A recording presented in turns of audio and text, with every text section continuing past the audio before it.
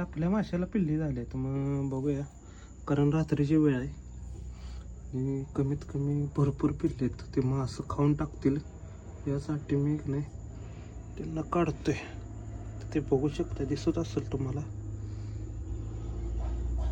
भरपूर आहे ती यात काढतोय.